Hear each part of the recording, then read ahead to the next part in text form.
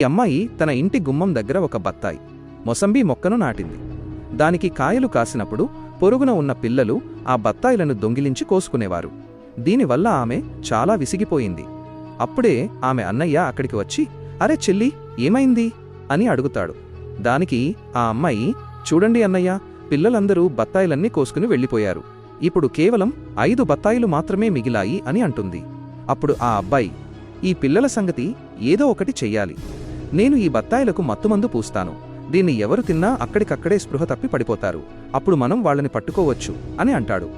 అందుకే ఆ దుర్మార్గుడు ఆ బత్తాయి పండ్లకు మత్తుమందు రాస్తాడు. ఆ తరువాత ఒక ఖైదీ పరిగెత్తుకుంటూ వచ్చి, పరిగెత్తి చాలా అలసిపోయాను, కొంచెం బత్తాయి తింటాను అని ఆలోచిస్తాడు. అతడు బత్తాయిని కోసి తినడం ప్రారంభించగానే అక్కడికక్కడే స్పృహ తప్పి కింద పడిపోతాడు. అప్పుడు ఆ పిల్లలందరూ ఆ ఖైదీ అపస్మారక స్థితిలో పడి ఉండటం చూసి వేగంగా పరిగెత్తుకుంటూ ఆ అన్నదమ్ముల దగ్గరికి వచ్చి, అన్నయ్య, మీ ఇంటి పక్కన ఒక ఖైదీ స్పృహ తప్పి పడి ఉన్నాడు అని చెప్తారు. దాంతో వీళ్ళు వెంటనే అతన్ని చూడటానికి వెళ్తారు. ఆ తర్వాత ఆ ఖైదీకేమైందో తప్పకుండా చూడండి.